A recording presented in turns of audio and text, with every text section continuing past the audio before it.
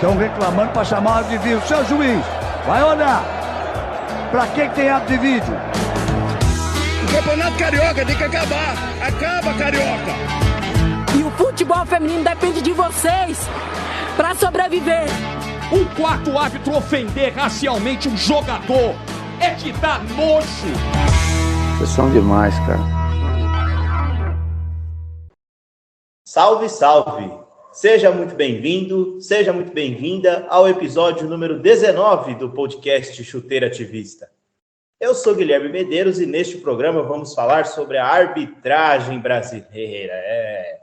Antes de apresentar o Reni e até mesmo dos recados importantes, fica aqui o nosso nojo, tanto o meu quanto do Reni, a alguns indivíduos que sim, são torcedores do Santos, mas são chucros e babacas. Idiotas estes que não aceitaram o fato de que uma criança poderia ter uma camisa do Jailson, goleiro do Palmeiras e ídolo do Bruninho, que estava na Vila Belmiro. Muito legal que vimos várias personalidades do futebol se posicionando e entregando camisas ao Bruninho, a criança que, junto do pai, ela foi ameaçada na Vila Belmiro no jogo entre Santos e Palmeiras, porque o Bruninho ganhou uma camisa do Jailson. Atitude muito bonita do Jailson, por sinal.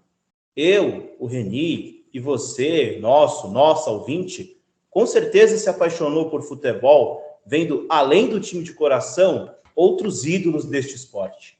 Então, Bruninho, você pode e terá as camisas de futebol que você quiser, cara. Mesmo sendo torcedor do Santos, e você não deve se desculpar por isso. Quem deve se desculpar por isso somos nós que te devemos um pedido de desculpas. Por mais Bruninhos no futebol e menos desses idiotas, mas que sim, são também torcedores. Agora sim, aqueles recados importantes.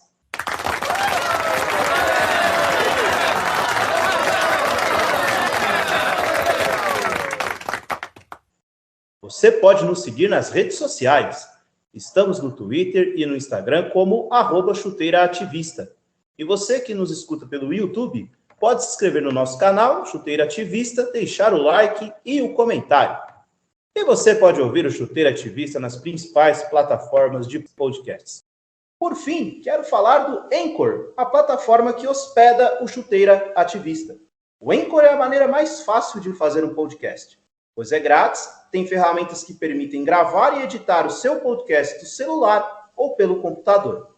Além disso, o Anchor distribui o podcast para você ouvir no Spotify, Apple Podcasts e muito mais. Baixe o aplicativo Anchor de forma gratuita ou acesse o site anchor.fm para começar. Reni Ravanelli, bom dia, boa tarde, boa noite, meu querido amigo. Dê o seu oi para a torcida brasileira, fale um pouco do Bruninho aí e introduza o nosso tema. Fala, Gui. Bom dia, boa tarde, boa noite a você, a todos os nossos ouvintes, as nossas ouvintes. Vamos que vamos para a 19ª edição do nosso Chuteira Ativista. Eu já peço desculpas aos ouvintes, porque essa mudança de tempo que está acontecendo em São Paulo e na capital paulista, de uma maneira geral, acaba com a nossa garganta, né? Só que para compensar, Gui, eu fiz um investimento aqui para o Chuteiro Ativista, acabei com tirei o escorpião do bolso e comprei um microfone decente. Olha só, quem sabe eu não te dou um de Natal, Gui, aí fica todo mundo chique. Olha, você é o único entre nós dois que recebe salário na casa dos 6 dígitos, hein? Olha, se fosse verdade, certamente eu estaria numa ilha paradisíaca nesse momento, né? Ia poder escolher que clima eu ia querer para minha vida, né? Mas fora as brincadeiras, Gui, você matou a pau sobre a história do Bruninho, e eu acho que isso é mais um dos exemplos de como o nosso país é muito violento. E isso acaba indo para dentro do futebol, que é uma manifestação social, e por essas e outras que a gente não pode ter torcedores juntos nos estádios, que a gente acaba tendo torcida única por essa minoria de babacas que estragam nossa festa. Só que eu acho que o sorriso do Bruninho, o seu amor pelo futebol desde muito jovem, isso é mais recompensador, né? A gente fica, né, com a pureza da resposta das crianças. É isso aí, Gui. E então, fechando esse assunto, vamos para a nossa tradicional introdução sobre o tema de hoje, a arbitragem. Nessa sexta-feira, 12 de novembro, a Confederação Brasileira de Futebol demitiu Leonardo Gaciba do comando da comissão de arbitragem. O erro do árbitro Vinícius Gonçalves Dias Araújo na partida entre Flamengo e Bahia fez com que Edinaldo Rodrigues, presidente interino da entidade, tomasse a decisão pela saída de Gaciba. Naquela partida entre o Fla e o Tricolor de Aço, o árbitro assinalou um pênalti a favor do Flamengo, que originou o primeiro gol da partida e desencadeou na vitória rubro-negra por 3-0. Alício Pena Júnior, lembram dele? O vice da comissão de arbitragem, também ex-árbitro, assume o cargo até o final do Campeonato Brasileiro deste ano. Gaciba ocupava o posto desde 2019 e foi contratado por Rogério Caboclo para modernizar a arbitragem no Brasil. Olha que beleza, hein? O árbitro de vídeo começou a ser utilizado em 2018, na reta final da Copa do Brasil daquele ano. O pessoal fazia uns testes ali com a ferramenta. Mas desde 2019, o VAR é usado em todas as competições nacionais. Reni, hoje promete, hein? Gaciba, VAR, nossa. Mas assim, né? O Gaciba acaba saindo do comando de arbitragem. Acho que ele não tinha realmente condições de ficar no cargo. Mas, tá boa, a saída do Gaciba vai resolver alguma coisa? Vai nada, Gui. E o curioso, que é uma tecla que a gente sempre bate no chuteiro ativista, né? A gente fala desse presidente interino, né? A gente vai acreditar que as coisas vão mudar maravilhosamente com um interino dirigindo a Confederação Brasileira de Futebol, que é uma piada, né? E piada, como sempre, são as notas oficiais da CBF, né? Sobre esse caso, vou ler só uns pequenos trechos. A Confederação Brasileira de Futebol informa que nessa data, 12 de novembro, deu início a um processo de reformulação na estrutura da arbitragem brasileira, que aí começou justamente com a demissão do Gaciba. O entendimento mútuo foi pela necessidade de uma mudança, com a implementação de novos procedimentos, visando maximizar os acertos e minimizar os erros de todos os envolvidos. E aí, agradecer o Gaciba, tal coisa e tal. E o Alício Pena Júnior, meu Deus, tá vivo, vai assumir aparentemente até o final desse ano, talvez até janeiro do ano que vem. Que não vai resolver nada porque, assim, primeiro, que nenhuma proposta concreta, né, o presidente da CBF nos traz, né? E olha, o Gaciba, a gente pode dizer que ele é justamente da geração VAR, né, do futebol brasileiro, né? Então as arbitragens que já eram ruins, né? E que o VAR deu uma complicada, é difícil falar isso, né? Eu acho que o futebol nosso que estraga o VAR, eu não sei, a gente pode até discutir isso também. Mas o Gaciba, ele assumiu essa presidência da comissão de arbitragem lá em abril de 2019, e aí apresentado com uma pompa danada. Mandaram um slide lá da apresentação do Gaciba, árbitro dos quadros CBF e FIFA por 15 anos, melhor árbitro do Brasileirão de 2005 a 2008, agora isso é critério, viu, Gui? Comentarista de arbitragem por 9 anos. Meu Deus! Então, você vê... Até que vem aí, entrou na qualificação, né? Então, qual é que é a fonte de qualificação que a gente tem, né? Então, resumindo a sua pergunta, não vai mudar em nada. Gaciba entrou na era VAR e sai dela muito mais queimado, sem não ter modernizado absolutamente nada, porque o vídeo foi uma introdução que veio para ficar. O investimento que a CBF fez foi para botar o VAR como estava acontecendo em outras ligas pelo mundo. É, bem isso, né? CBF sob comando interino, acho que desde que começou o Chuteira Ativista, né, Reni? Lá em junho deste ano de 2020, a CBF não tem presidente, né?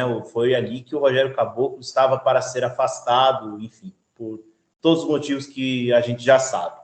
Então, o Gaciba, ele tem uma culpa, mas eles escolheram um bode expiatório, um nome para ceifar, e esse nome acabou sendo o do Leonardo Gaciba. Só que tem um problema, Reni. Os Wiltons Pereira Sampaio vão continuar apitando por aí. Os Rafael Claus vão continuar apitando, ou aprontando, né, por aí, porque... Ricardo Marques Ribeiro.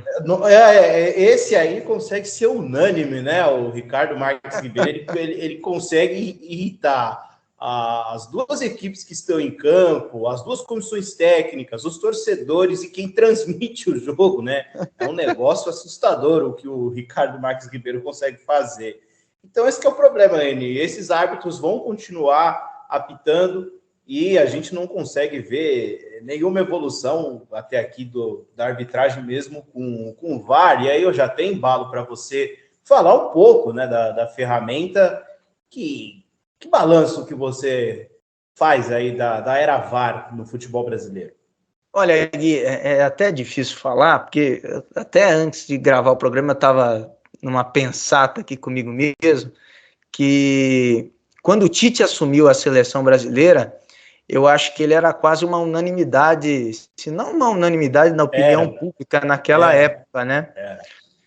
E eu creio que também nesse sim ou não para o VAR, no início, também foi assim, né? Uma unanimidade pró-VAR, ou quase isso. Então, de fato, é uma tecnologia que veio para ajudar, mas que no nosso território nacional não está aquelas coisas, né? Temos, nesses 3 anos aí, ainda temos esses problemas de demorar muito para definir a marcação, né? E outra coisa que a gente está percebendo, e isso é muito claro, uma mudança de postura dos árbitros por causa do VAR, né? Às vezes eles dão uma decisão, eu vi até um jogo, eu até esqueci que jogo que era, que o árbitro marca um pênalti com aquela postura convicta, né, com os dedos em riste, assim, né, a mão fechada, marca o pênalti com aquela convicção, e aí a primeira pressão dos adversários, de quem, né, levou o pênalti, né, ele já mete a mão na orelha e fala, não, calma, o VAR tá chegando, o VAR tá chegando. Quer dizer, essa relação, ela não tá saudável, né? Eu acho que a posição é do juiz majoritária, sempre é do árbitro de campo, e sobretudo em questões que vão ser interpretativas, e o VAR com a sua câmera lenta talvez vai dar uma interpretação além da conta para algum tipo de choque. Então, para mim, o árbitro tem que ser o centro ali, né? Mas não pode usar o VAR como retaguarda para também fazer bobagem. Reni, pois é, o VAR até aqui infelizmente, uma tristeza acompanhar como tem sido o árbitro de vídeo no Brasil, porque a primeira coisa, ele não é confiável, né? A gente lembra do erro clássico no ano passado de Atlético Mineiro e São Paulo, o gol do Luciano, que estava em posição legal, a linha foi traçada lá, foi toda torta, toda errada. Também me lembro do Vasco e Internacional, um jogo que era muito importante para o Vasco na briga para não cair, e para o Inter, que brigava para ser campeão, um gol, acho que do Rodrigo Dourado, e aí teve aquele negócio, foi ou não foi gol, o juiz ficou uns 5 minutos ali com a mão ali no ouvido, não, pera, estão olhando, estão traçando as linhas, eles fazem agora, né, também, a pose de que é lance difícil, né, o chamado lance ajustado, a terminologia é um barato. Te escrevo essas mal traçadas linhas. Então, poema, VAR. Pois é, Reni. Isso acaba o quê? Não dando credibilidade nenhuma para o VAR. Acho que você vai lembrar, eu confio mais do tira-teima da Globo do que do VAR brasileiro. Porque é um negócio espantoso. A gente não consegue confiar, não tem credibilidade nenhuma. E também o VAR aqui no Brasil ele é muito intervencionista. Na América do Sul, em geral. qualquer lance, qualquer coisa, o VAR checa, é um VAR caça-pênaltis aqui no Brasil, a gente fica confuso com esse negócio da mão na bola, bola na mão, às vezes uma falta, a intensidade da falta dentro da área, e o VAR não vai resolver a arbitragem ruim. A arbitragem no Brasil, ela é ruim, a gente vai expor um pouco mais à frente os motivos que a gente acredita que ela seja tão fraca. E, Reni, você chamou a atenção para uma coisa do teatro dos árbitros, né? É uma pose que eles fazem, é um negócio assim que chega a ser até inacreditável, e a gente não sabe por que eles fazem essas poses. Eles também não falam muito depois de jogo, não comentam dos erros deles, é uma coisa meio absurda. E aí, para finalizar, o VAR eu acho que tinha que vir, Reni, com o intuito de corrigir erros assim crassos, como foi o do jogo Flamengo-Bahia. A gente vê que a bola bateu no peito do zagueiro do Bahia e não no braço.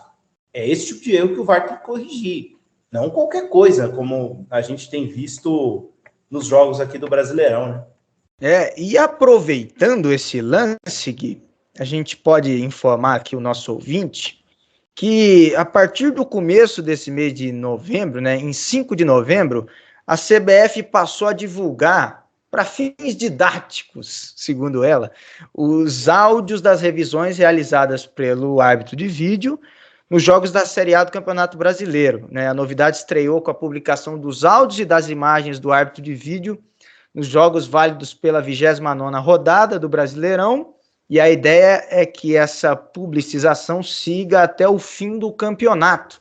Então, eu já estou achando bem divertido, né? Porque além das conversas do árbitro com a cabine, tem toda aquela movimentação do campo, dos jogadores pressionando.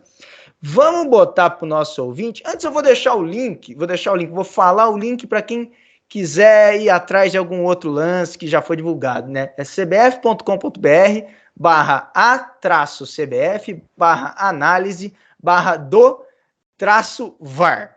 Vamos botar aí justamente a desse lance entre Flamengo e Bahia, uma mão, um toque de mão muito questionável do defensor baiano nessa partida contra o Mengão. Para esse ponto de contato para mim um pouquinho antes, ô Gabriel. Aí, mostra um pouquinho. Volta. Não quero saber. Aí. Okay. Beleza. Tá. Calma, eu vou analisar. Depois nós vamos mostrar a imagem completa, aquele que não bate nesse braço, tá? Então vai, por favor.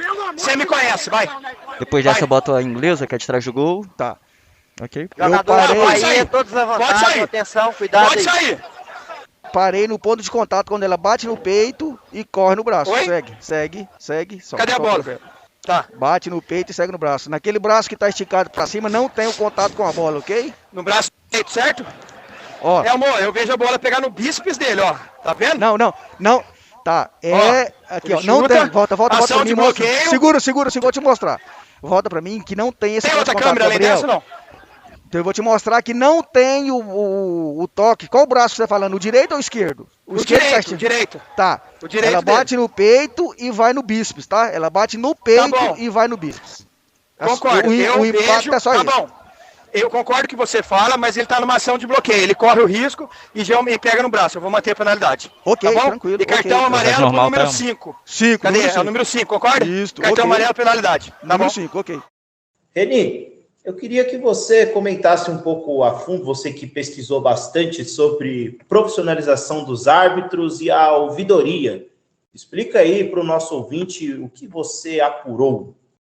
Gui, esse assunto profissionalização, na verdade, é muito, muito antigo, né? É mais uma daquelas coisas que vai e voltam, né? Mudar o calendário, mudar não sei o quê. Profissionalização dos árbitros também é algo antigo, e você, na verdade, já colocou um ponto central na nossa parte introdutória, que foi essa, do árbitro certa vez ser escalado para um jogo, depois em um mês, aí no outro mês para 5 jogos, então existe uma insegurança financeira. Pô, claro, é um trabalhador como qualquer outro, né? E aí a gente questiona um pouco sobre essa questão da reciclagem, como é que é esse processo, né? A gente não entende muito bem como funciona. Eu lembro o Gaciba falando numa entrevista que são 650 árbitros, muita gente. E o que ele falava? Se você transformar isso num emprego de verdade, com carteira assinada, você vai ter que pagar encargos trabalhistas, tal, aquela coisa toda, né? Então, a CBF, então, já não muito feliz com essa história, porque tem que, se tem carteira assinada, tem que arcar com isso, né? E existe até quem defenda que os árbitros já são profissionais simplesmente por receberem, né? O que é um posicionamento também, né? Então, é um dilema muito, muito complicado de desamarrar, mas eu acho necessário. A gente falou aqui no episódio sobre a lei do mandante, que os árbitros ficaram, por exemplo, de fora da distribuição dos direitos de arena, né? Que seria um plus, né? Um ganho para os salários, para os rendimentos deles, que quem sabe não os fariam não precisar de outra profissão para se sustentar, né? Ficassem só com essa posição, só com essa profissão de árbitro. Então, é uma discussão que vai longe, Gui. Eu acho que dá para, talvez, e aí a gente falou muito com o professor Vitor Targino sobre mudanças na Lei Pelé e etc., dá para ter, talvez, um aperfeiçoamento legal sobre árbitros e arbitragem no geral, né? Assistentes também, 4 árbitros, enfim, a gente está falando no geral, né? Para que, de fato, a gente possa ter um trabalho mais voltado, de verdade, para o nosso futebol e sem outras coisas concorrentes, né? É o que eu tenho sobre isso, assim. Boa, Reni. Olha, sobre profissionalização eu tenho até algumas coisas a acrescentar. A gente não fica aqui, né, Reni, expondo o que deve ou não fazer, a gente mostra o que de fato acontece, a gente expõe algumas coisas que a gente acredita que poderiam ser feitas e tal. O que me pega, Reni, é que assim, o Brasil é um país com dimensões continentais, e aí você tem, por exemplo, um árbitro da Federação Gaúcha de Futebol, um árbitro é da Federação Paulista, um é da Federação Mineira, e você acaba criando uma grande salada de estilos de árbitros, né? Eu acho que se a gente tivesse árbitros do mesmo, não todos iguais, mas uma padronização no estilo que não fugisse tanto, eu acho que seria um caminho legal para começar a melhorar a arbitragem, uma uniformização, né? A gente tem ao contrário, a gente tem uma uniformização de técnicos, né? Técnico brasileiro é quase tudo igual por aqui, e de árbitro não, é tudo muito diferente, tinha que ser o contrário. E essa instabilidade dos árbitros é um negócio lamentável. O cara pita o jogo no final de semana e, sei lá, na terça-feira ele está trabalhando como dentista, que é a profissão dele, e a arbitragem é como se fosse um bico. Não pode ser tratado dessa forma, tem que ser tratado como de fato uma profissão. Só que, como você falou, Reni, tem mês que o cara apita 5 jogos e tem mês que ele apita só 1. Não dá para conviver com essa instabilidade financeira, ainda mais no país como está hoje. E as punições que às vezes os árbitros levam são punições de quinta série. Pô, o cara vai para a geladeira, ele vai apitar a Série B, ele vai apitar o feminino. Isso não é punir ninguém, isso não é punir o árbitro. Você deixa ele apitando, só que outros campeonatos, você afasta ele de uma Série A. A gente falou do Ricardo Marques Ribeiro, Reni, eu não tenho visto ele apitando jogos da Série A, ou recentemente, vi outro dia na Série B, e tá por aí, né? Porque acaba indo para outra divisão, mas está apitando. Então, até essa questão da punição aos árbitros tinha que ser um negócio mais profissional e menos de quinta série, né?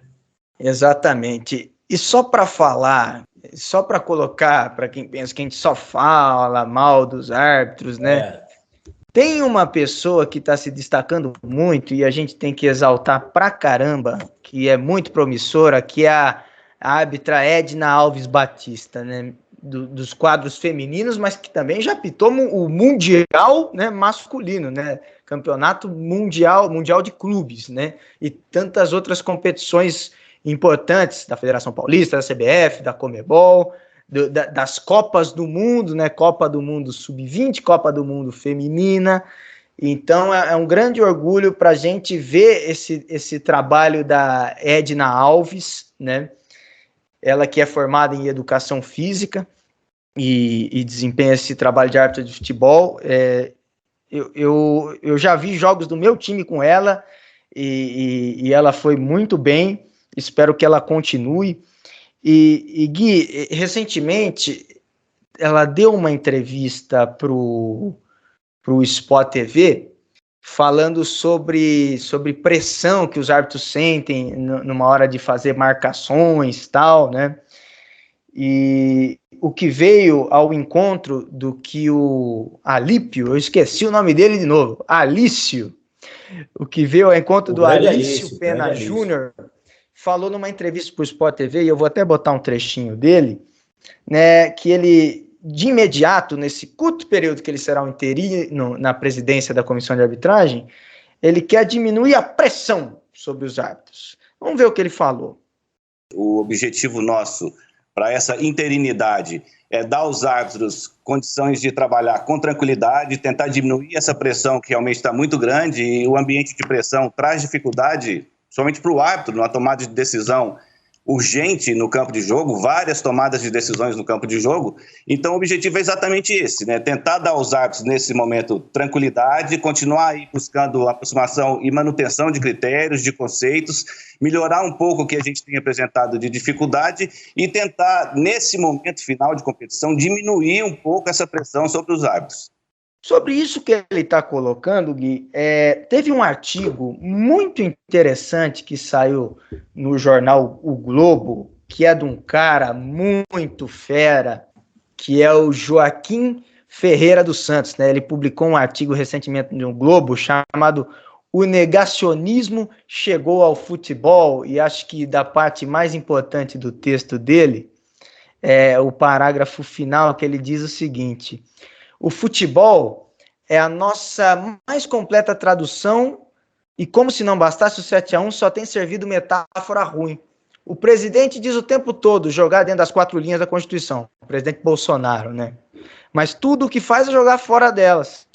Flamengo e o Atlético, aí ele usando um exemplo do Campeonato Brasileiro, e todo o Campeonato Brasileiro, ele diz, também, jogadores que ganham milhões esquecem a Constituição do futebol, um simulacro da convivência.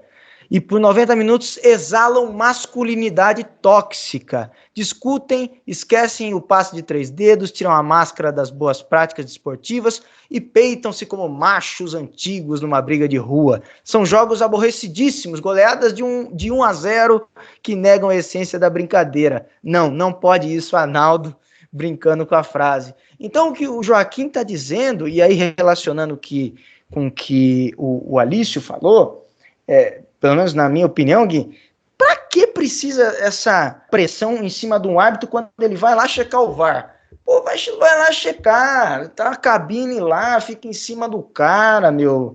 É todo um teatro, toda uma coisa, torcida fazer pressão, tudo bem, isso é do esporte. Mas a gente viu que, por exemplo, isso virou uma violência. Olha a torcida do Grêmio, que arrebentou a cabine do VAR contra o Palmeiras, né? Olha o que isso transmite para nós, né? Então, e a violência que sofreu o próprio Bruninho, que a gente relatou aqui. Então, são coisas a se pensar de fato. Esse aspecto da pressão é um, e da masculinidade tóxica é outro. Pois é, né, Enio? O negacionismo da bola tá por aí, inclusive com os nossos professores, né? É uma tristeza. Leni, eu queria fechar essa discussão falando da central do apito, que acho que o nosso ouvinte deve conhecer, que está presente nas transmissões dos jogos do Campeonato Brasileiro, seja na TV aberta ou nos jogos de canal fechado, na Sport TV, Premiere e tal. O grande problema, Reni, da central do apito, no meu ver, eu quero ouvir você depois, e eu acho que é bom falar disso também, a central do apito não discute a arbitragem em si, eles são focados único e exclusivamente no lance. Eles falam ali o que está na regra, olham o lance, dão opinião. É muito focado no lance, não tem um debate sobre a arbitragem, não tem um debate para apresentar caminhos de melhora da arbitragem brasileira. Às vezes tem desabafos, como aconteceu com o Sandro Meirahit, desabafou recentemente, depois daquele Flamengo e Cuiabá no Maracanã, Ele fez um debate, um desabafo no programa Troca de Passes do Sport TV, mas fica por isso mesmo. Eles não discutem, não debatem sobre arbitragem e fazem um esforço enorme para discordar do árbitro. Às vezes a gente vê o lance, sabe? Às vezes é até ser desonesto com quem está assistindo, cara. Pô, a gente está vendo o lance, sabe que não foi pênalti, sabe que não foi falta. E a central do apito força muito para discordar do árbitro, concorda com quase todas as marcações, protegem. Por quê? Porque a mesma escola da central do apito é a escola que apita hoje. Então, é uma tristeza. Daqui a pouco a gente vai ver, daqui a uns anos, o Daronco, o Daronco na central do apito, imagina, Daronco. Vai precisar de uma sala grande para aguentar aqueles bração, né? Pois é. Daqui a pouco vai ter o Daronco na central do apito, e aí vai ter um árbitro jovem do mesmo perfil, e nós não vamos melhorar. Na verdade é essa, porque são vários fatores, né, Reni? São vários fatores, né? É do Gaciba, é VAR, é a profissionalização, é a central. A central do apito também tem contribuição, não pensem que não. E os outros comentários de arbitragem em outras emissoras também, eu acho que podia mudar. A gente vê hoje em dia aí tanto debate inócuo, tanto debate vazio sobre o jogo, que poderiam sim fazer um debate mais aprofundado sobre a arbitragem, não focado especificamente no lance. E aí, só para fechar, a central do apito tem às segundas-feiras discussão, só que é discussão sobre lances que aconteceram no final de semana. Aí não dá, né? Eu assino embaixo. E o futebol nosso tá tão chato que a gente tá pé da vida até com a central do apito. Tá tudo chato, meu pai do céu. E a gente já ia esquecendo o assunto ouvidoria, né? Ouvidoria da arbitragem. Fala da ouvidoria. Vamos introduzir esse assunto antes que a gente esqueça. Porque, ao mesmo tempo que a CBF começou a divulgar os áudios e as imagens lá do pessoal da salinha do VAR, né? Outra medida passou a ser adotada, que é a divulgação dos relatórios preparados pela ouvidoria de arbitragem, a partir das reclamações formais encaminhadas pelos clubes. E essas análises técnicas, Gui, são preparadas pelo ouvidor, o Manuel Serapião Filho. O Manuel, que ele foi árbitro de futebol por 24 anos, 22 como no quadro da CBF, 4 como FIFA, depois foi trabalhar no direito trabalhista, mas teve experiências como instrutor internacional de arbitragem e, mais recentemente, ele foi diretor da Escola Nacional de Árbitros de Futebol, enfim, e apontado também como um dos idealizadores do VAR aqui no Brasil. O Manuel Serapião Filho topou falar com a gente. Manuel, primeiro, muito obrigado por nos atender. E a primeira pergunta que eu te faço é: qual é o papel da ouvidoria de arbitragem? Olá, Reni, meus cumprimentos. É um prazer falar com você. É uma ótima oportunidade para a gente divulgar a função da ouvidoria. A CBF instituiu a ouvidoria, que é vinculada à presidência da casa, que tem que ser exercida por um técnico, exatamente para ter uma visão que pode ser diferente da tida pela comissão de arbitragem.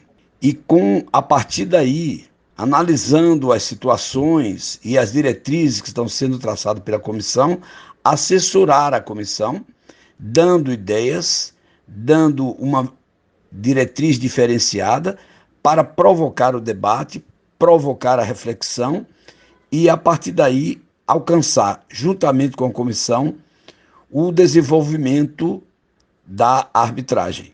O papel da ouvidoria principal é responder às reclamações dos clubes com independência, com imparcialidade, com a cabeça voltada para o princípio de que o erro de arbitragem, sendo caracterizado, tem que ser reconhecido, sem diminuição da qualificação pessoal do árbitro, mas que pode exigir um aperfeiçoamento, um treinamento, uma diretriz para que ele progrida na carreira. Essa é a função primordial da ouvidoria de arbitragem. Manuel, uma das ouvidorias mais conhecidas que a gente tem no estado de São Paulo, eu e o Gui aqui a gente fala de São Paulo, é a ouvidoria das polícias, da polícia civil e militar, que quando tem à sua frente um profissional bem atuante, isso de fato ajuda a melhorar o desempenho dos nossos agentes da segurança pública.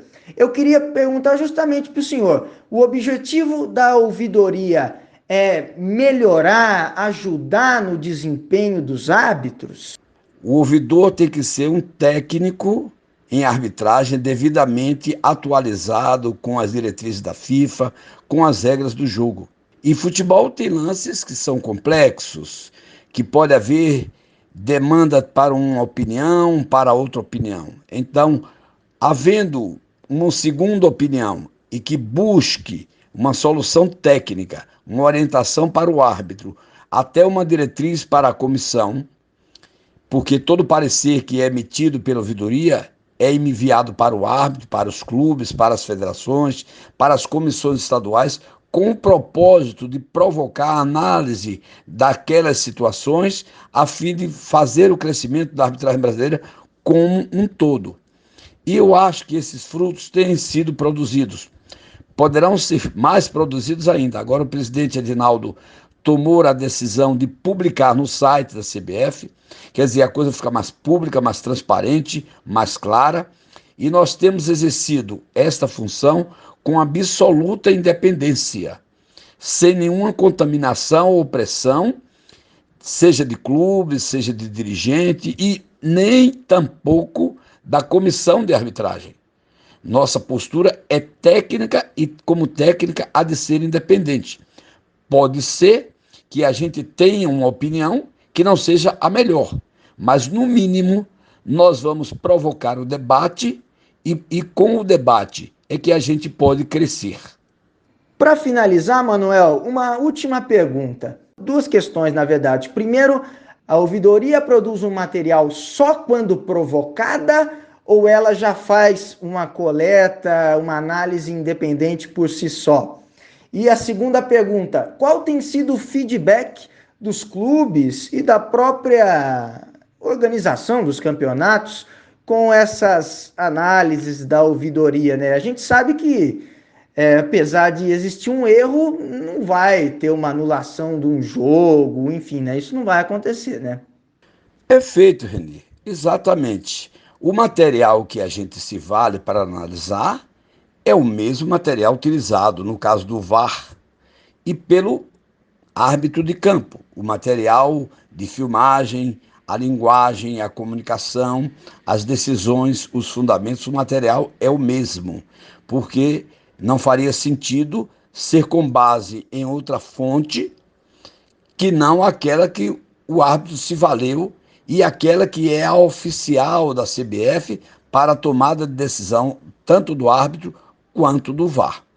O fruto tem sido positivo, poderia ser um pouco maior. Os clubes poderiam considerar mais os pareceres para orientar seus jogadores, para orientar suas comissões técnicas, porque a comissão de arbitragem aproveita os pareceres exatamente para isso. Aliás, nos próprios pareceres nós recomendamos que isso seja feito. Nós temos uma Escola Nacional de Arbitragem e quando o árbitro comete um equívoco porque estava mal posicionado, porque não soube buscar o ângulo de visão adequado, porque não soube antecipar-se no seu posicionamento, a gente orienta a comissão para que, juntamente com a Escola de Arbitragem, converse com o árbitro e faça treinamento.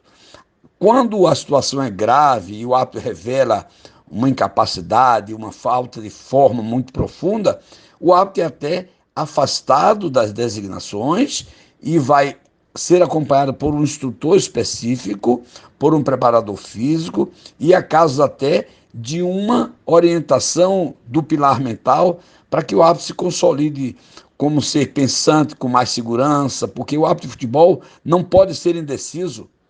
O árbitro de futebol não pode ficar no meio do caminho, ele tem que ser firme, decidido, porque é da essência da sua atividade que as decisões que ele toma sejam imediatas. Então, todo esse produto é feito naturalmente por provocação dos clubes, mas internamente a gente aprecia todas as decisões, todos os clipes de todos os jogos e faz aconselhamento para os árbitros através da escola de arbitragem e conduzindo sugestão para a comissão até para perceber que determinado árbitro não atravessa uma boa fase para a preservação do próprio árbitro, que ele vá ser treinado, vá ser orientado, saia das manchetes para depois voltar com tranquilidade, e isso vem sendo feito, e é um trabalho contínuo, um trabalho de um programa de aperfeiçoamento continuado da arbitragem brasileira, mas que nem sempre fica aos olhos do público. Acho que o trabalho produz efeito positivo, e com a publicação dos pareceres, é exatamente a sua motivação para nos fazer essa entrevista, exatamente foi essa medida que o presidente Edinaldo tomou, está publicando, e vocês passaram a ter conhecimento, porque antes ficava intramuros, conquanto fosse nosso desejo de que isso acontecesse há mais tempo. Mas chegou no momento oportuno e os frutos com certeza serão bem produtivos. Queria agradecer muito a participação do Manuel Serapião Filho, ouvidor da arbitragem da CBF. Muito obrigado por atender o nosso programa, Manuel. Ok, Reni, foi um prazer, nós estamos à disposição. É nossa função divulgar as ações da entidade para mostrar ao mundo do futebol que a entidade está investindo no setor de arbitragem, que a entidade quer o crescimento de seus árbitros, quer decisões justas e quer resultado de partidas justos. Por isso é que nós estamos trabalhando nessa função e particularmente com investidas no campo do VAR, porque como vocês sabem, eu sou o autor do projeto originário do VAR, teve umas 2 modificaçõezinhas. Por exemplo, no nosso projeto não tinha esse monitor de campo, era para situações claras e indiscutíveis, e o VAR dizia, simplesmente desmarque o pênalti porque a bola não bateu no braço do jogador, ou marque o pênalti porque o jogador conduziu a bola com a mão.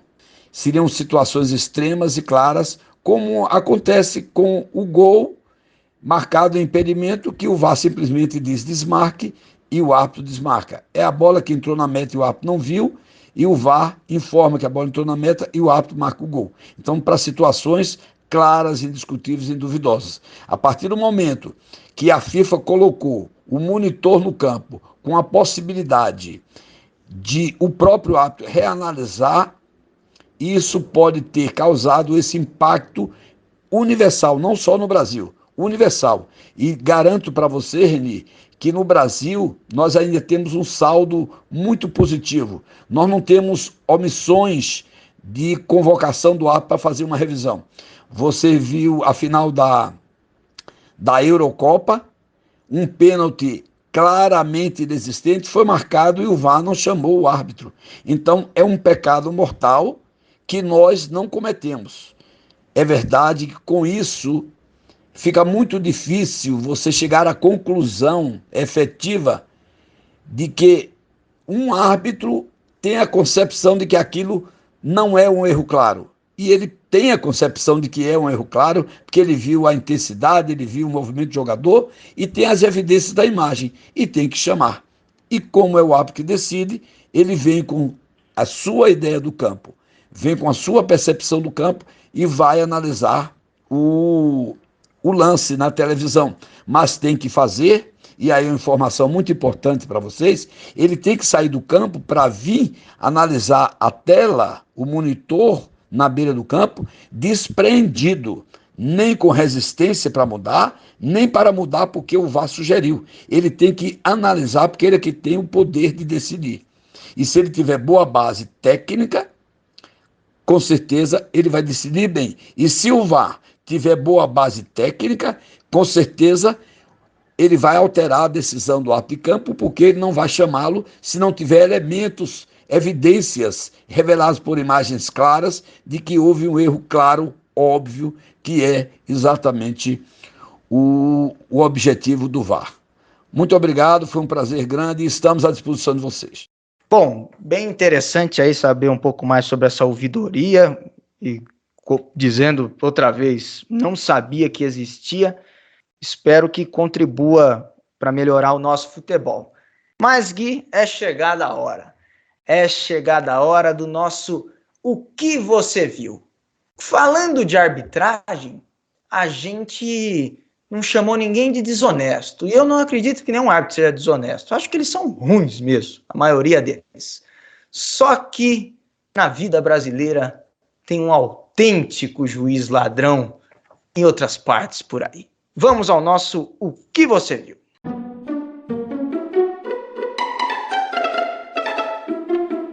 Falando em juízes, Reni, ele, o juiz Marreco, se filiou ao Podemos lá no Paraná, fez um discurso todo eloquente, todo efusivo e que tem o mesmo carisma de uma segunda-feira fria e chuvosa. Ah, Reni, ele focou único e exclusivamente no que ele basicamente fazia lá no trabalho na Lava Jato, falou lá, chega de rachadinha, chega de mensalão, chega de petrolão e tal. Não falou em nenhum momento, Reni, um discurso que ignorou os negros, ignorou as mulheres e ignorou o público LGBTQIA+, o que é lamentável e tão lamentável quanto o juiz Marreco se proclamar o nome da terceira via é a normalidade com que isso acontece, não custa lembrar, o Moro tirou o grande favorito a ganhar as eleições de 2018, é o famoso sócio no desastre, que é Jair Bolsonaro em Brasília, e se vendeu para conseguir um cargo, conseguiu ser ministro da Justiça do Bolsonaro, pouco fez no cargo, ia ser chutado, mas levantou a mão para sair cheio de pose, como gosta de fazer, e os velhos nomes da imprensa, os mesmos de sempre, estão normalizando a candidatura golpista de Sérgio Moro. Reni.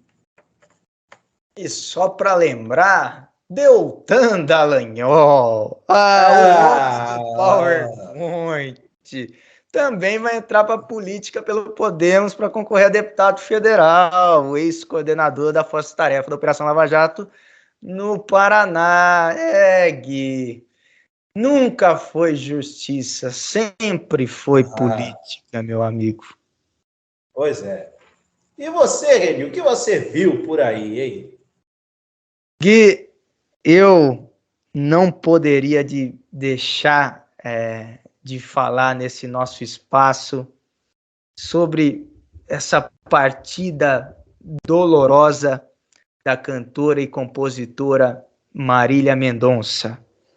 Ela que junto de 4 pessoas, o produtor-geral dela, o Henrique Ribeiro, o Henrique Bahia, como ela dizia, o Abiciele Silveira Dias Filho, que era tio e assessor da Marília, o Geraldo Martins de Medeiros, que era o piloto do avião, e também o Tarcísio Pessoa Viana, que era o copiloto da aeronave, esses 5 que sofreram um acidente no interior de Minas Gerais e fatalmente os vitimou.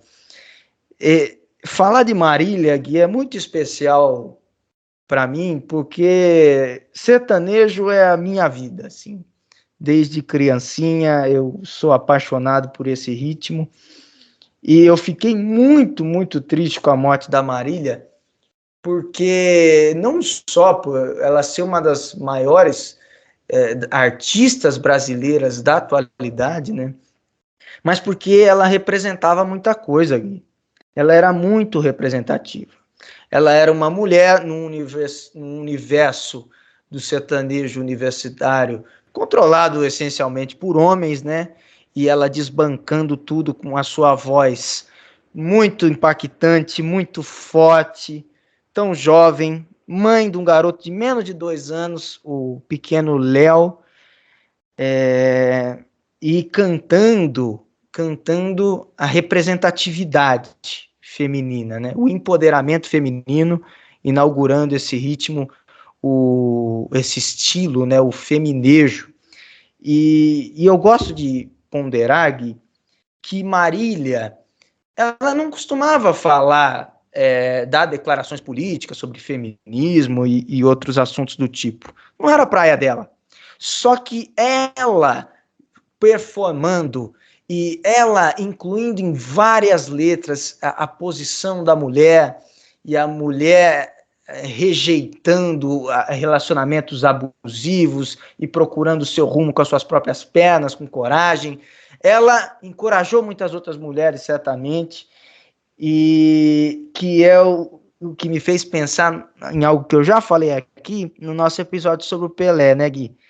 O Pelé, você resgatou muito bem falas muito boas dele enquanto ministro do Fernando Henrique, né, sobre o negro, né, o quanto era importante os negros entrarem no Congresso para justamente defenderem as próprias pautas, as lutas, né, identitárias. Aliás, toda luta é identitária para mim.